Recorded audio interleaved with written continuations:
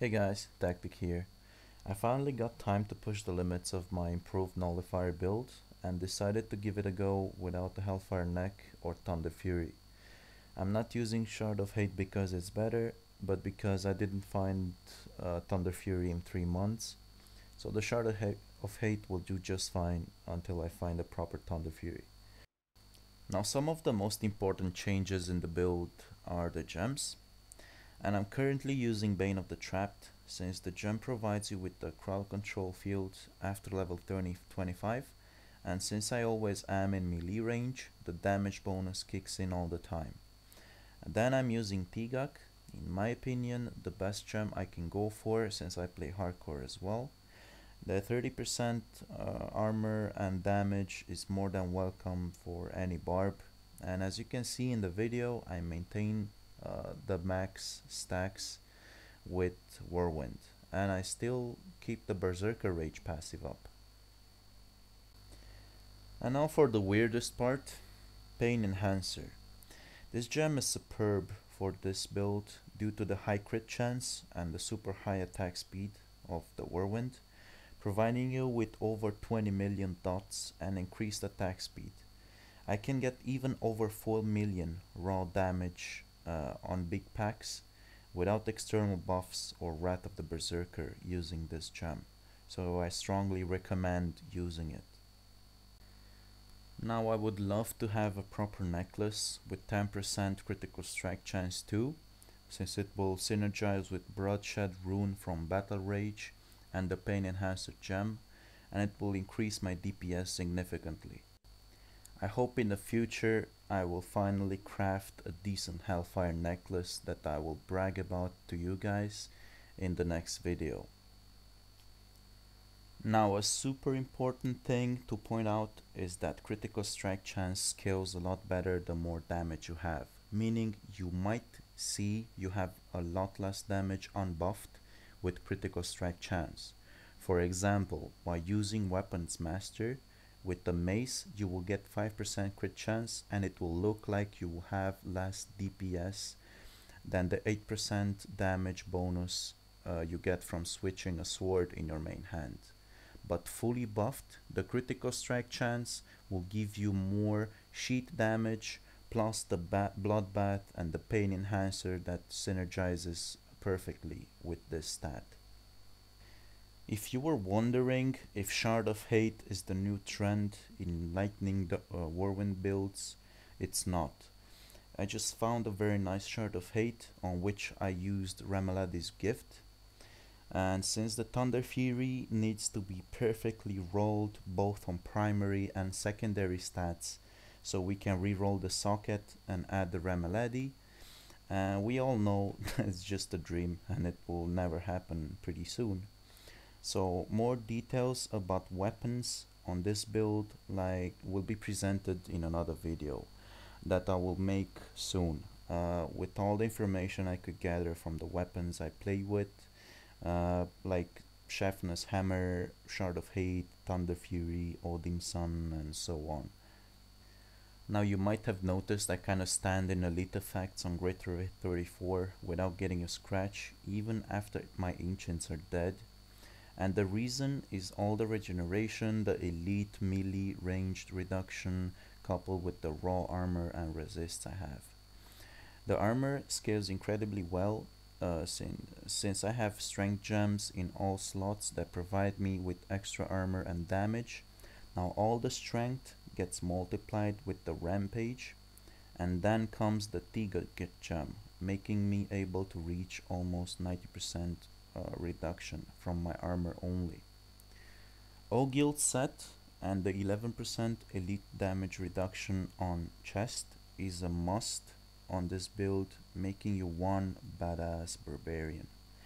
But considering I play hardcore, this is not enough, and in over 6 months that I have this barb I still need upgrades, and I know this build is extremely expensive to have, but I can guarantee you it's equally fun.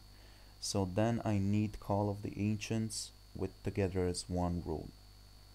They are extremely good considering they can proc the Pain Enhancer gem, and they can crit up to 15 million each, and they have nice AoE too in 2.1. So they scale quite well with lightning damage bonus too on this build. The ancients act like a shield for me, meaning I watch their HP and I can make an estimate of what kind of damage I will take once they're dead. And once they die, in my mind, it's like I would proc and I start playing safe. The target is, as on all the classes, not to proc, or in this case, not to lose your ancients. And this is why we have to keep them alive as long as possible. Now I managed to talk about that in the previous video, and I will stick to the basics so that everyone else understands. So I use Threatening Shout with Grim Harvest to squeeze the extra health globes out of the mobs and sustain my ancients and regenerate life myself.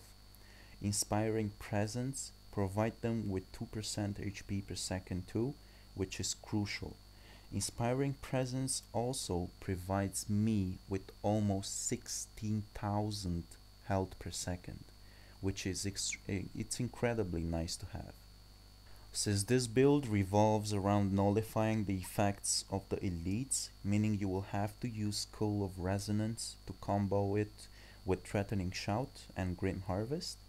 Now you might realize that all the spells I just pointed out synergize with something else. All work hand in hand, and this is what makes this build so much fun. It is complex, but it's no rocket science either.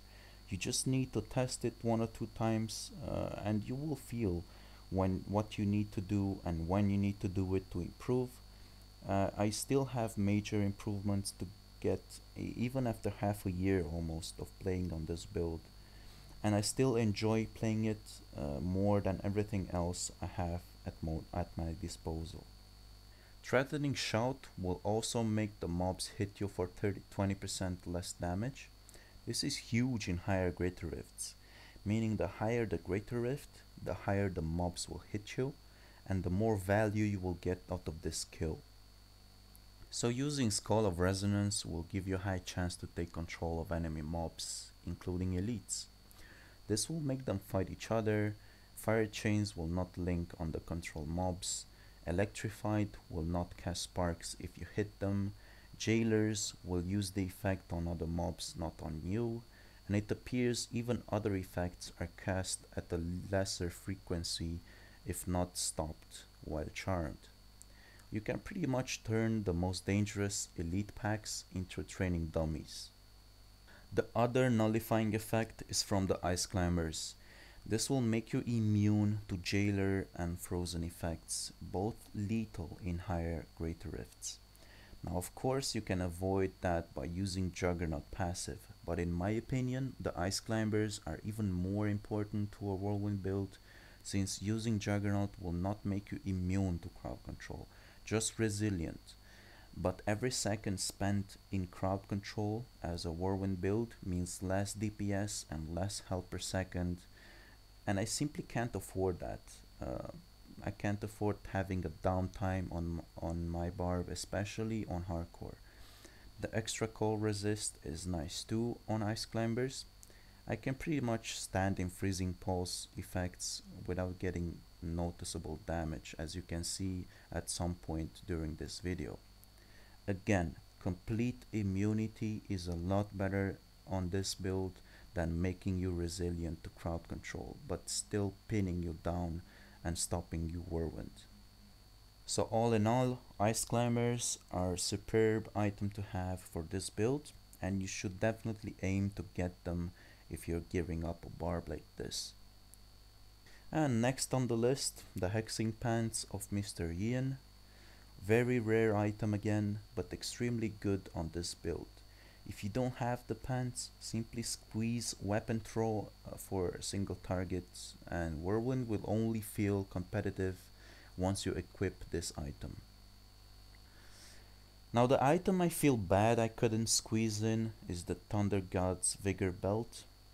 The electrified secondary and the 15% extra lightning damage will provide me with a huge DPS boost, but at the moment I can't think of a viable way to use it.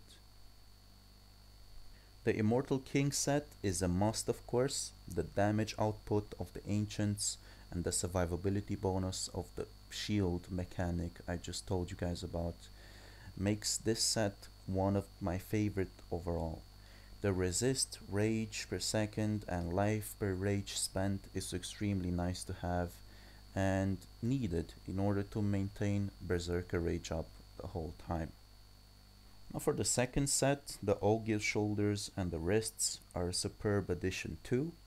The reduced elite ranged and melee damage paired up with the extra damage for elites makes them hard to replace, considering you can get an extra 7% melee and ranged reduction with the perfect wrist roll.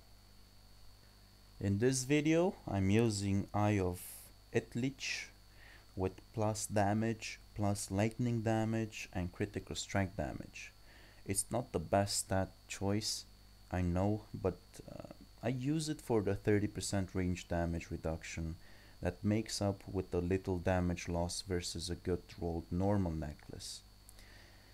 Now, as you guys are already used to, this is, well, it's not the first one, it's the second rift I entered. The reason is that I couldn't finish the first rift I entered. It was like a catastrophe, and you can see pretty much the second one wasn't the best rift you can find either. But I'm pretty sure this build can clear higher greater rifts, and as soon as I find the time, and hopefully tonight I'll find a better, an actual Hellfire necklace that I can use, then I will record a higher greater rift and show you guys the result. With the proper Hellfire necklace, I would add Brawler or Ruthless, which will make me squeeze in an extra minute or two in the clears. Well, you can reach over 4 million damage and over 32 million toughness with this build. Now I'm saying without external buffs or Wrath of the Berserker. It's just something you can actually sustain. It's just about the density of the rift. If you stop DPSing, you start losing some of the buffs. You can maintain the Tigak buff, as you can see during the entire video, without a problem. I pretty much covered most of the things I wanted to point out in this video, and I will leave you guys with the rest of the video. Well, you can pretty much see the Rift Guardian isn't the best encounter you want as a melee, but I can't complain. In the end, I managed to finish the Rift in 2 tries, which is not bad considering I'm a lazy bastard. So thanks a lot for all the support, guys. I hope I will start streaming and interact with more players as soon as I sort out my schedule, and I will let you guys know so we can discuss game mechanics or whatever you guys want on Twitch. So thanks again. Make sure you like, comment and subscribe, and see you guys next time.